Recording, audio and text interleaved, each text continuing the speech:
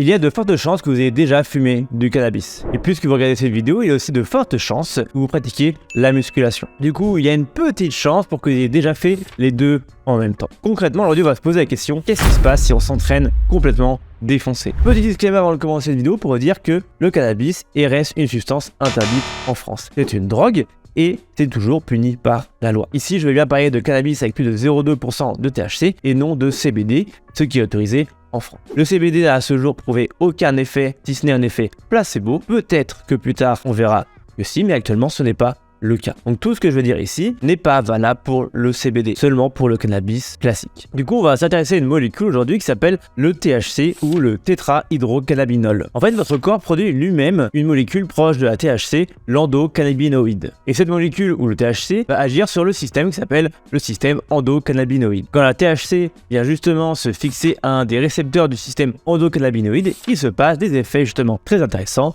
que sûrement beaucoup d'entre vous connaissent. Bruno et Cormier ont testé des sujets 10 minutes après avoir fumé du cannabis. Le test se fait sur un vélo pour simplement enregistrer leur puissance et à savoir combien de temps ils peuvent la tenir. Résultat, entre les deux groupes, entre le groupe qui n'a pas fumé avant et le groupe qui a fumé, la différence se fait que sur le temps, l'épuisement vient plus vite pour une même puissance pour le groupe qui a fumé. C'est-à-dire que pour une même puissance, par exemple 500 watts, le groupe qui a fumé du cannabis va tenir cette puissance moins longtemps. Il pourra y aller, mais dans le temps, il va la tenir moins longtemps que s'il n'avait pas fumé de cannabis. Cette étude nous montre que la fréquence cardiaque et la pression artérielle étaient significativement élevées au repos pour un groupe qui avait fumé du cannabis. La force de préhension n'a pas diminué, mais par contre les performances à un rythme cardiaque élevé, 170, avaient chuté de 25%. Donc une capacité de travail à une fréquence élevée diminuée pour le groupe qui a fumé du cannabis avant. Lorsque les sujets ont reçu une très grosse dose de THC, on peut observer un déficit en temps de réaction, le temps de réaction sera plus grand, et surtout une baisse des performances générales. Donc là je vous laisse imaginer le danger un petit peu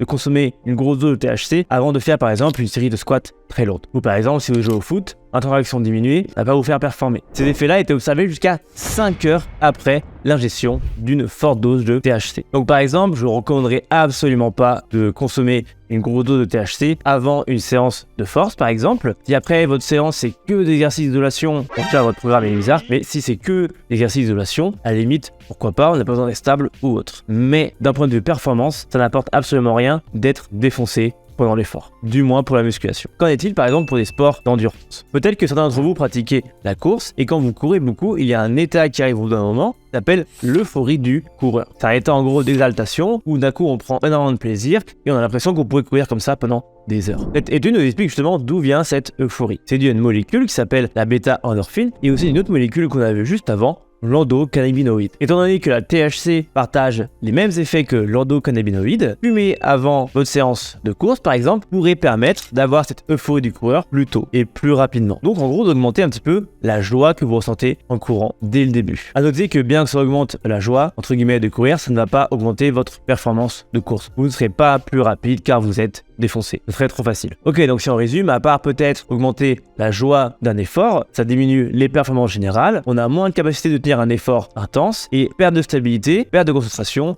et perte de coordination. Donc pendant l'entraînement, ça semble pas très bon d'arriver déjà défoncé. Mais qu'en est-il en dehors de l'entraînement? Par exemple, certains d'entre vous peut-être s'entraînent le soir et ont du mal à s'endormir le soir avant de se coucher. On pourrait émettre l'hypothèse que fumer avant de se coucher du cannabis permet de vous relaxer et du coup de mieux s'endormir et d'augmenter du coup la qualité de votre sommeil. Si la qualité du sommeil est augmentée, la récupération elle aussi et donc potentiellement les progrès à la salle et les gains musculaires aussi. On pourrait aussi se dire que quand on est stressé d'une compétition, fumer un peu nous permet de réduire le stress et l'anxiété et peut-être d'aborder ces compétitions dans un meilleur état mental. Par exemple, dans cette étude réalisée sur des Français, on constate que les principaux motifs de la consommation du cannabis étaient justement l'augmentation de la joie, réduction de l'anxiété et pour avoir une qualité de sommeil supérieure, ce qui mènerait à des performances optimales ensuite en compétition. On pourrait aussi aller chercher un petit peu plus loin en disant que fumer du cannabis donne faim et donc pour les personnes qui ont du mal à manger pour prendre de la masse, peut-être que ça augmenterait du coup leur faim et du coup leur permettrait de prendre